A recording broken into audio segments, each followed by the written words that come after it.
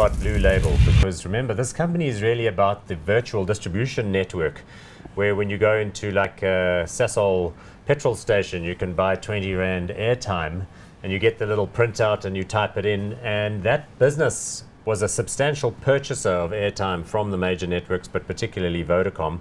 And then it's a reseller, so it's making a turn. But it is in fact announced in recent months that it is part of a consortium which is planning to acquire and recapitalize Cell C. Cell C is hard to say exactly how many customers they've got. If you look in the one part of the reports, it says 12 million. Another report says 8. Then in the most recent statement, they said, no, we've got 20 million customers. So I don't really know what it is. Maybe there's a whole lot of people who got a SIM card, but they haven't used it in a while. Market capitalization of Blue Label is 12.9 billion rands. Sure. So they've done well on their own, but it's now giving you the potential to get an entry into Cell C, the third largest player, but a company that hasn't really made any money. No. Price to earnings ratio 19.2, dividend yield 1.87. Let's go straight to the share chart while you tell us about this one, Wayne. Look, this is truly interesting. I mean, since the middle of last year, the share price has flown. This is a nice company to analyze. Their existing business is great. I mean, they make 800 million profit here. It's astonishing.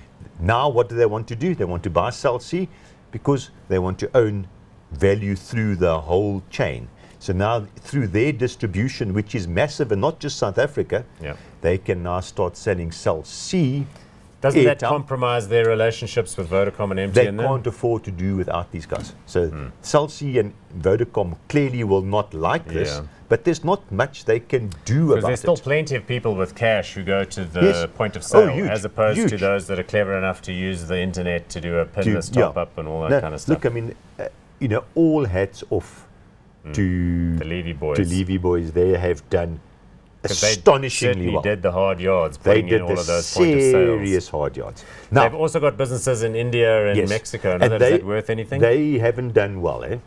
They haven't really kicked in much. India, they've been there for a long time and not much is happening here. And in Mexico, it's actually showing a loss, but this is small. Because in effect, what they want to do is try and do the same thing there that they've done here. Well, India, they're concentrating on what's called an electronic wallet there, because the Indian retail network's very different to ours. Ours is very sophisticated.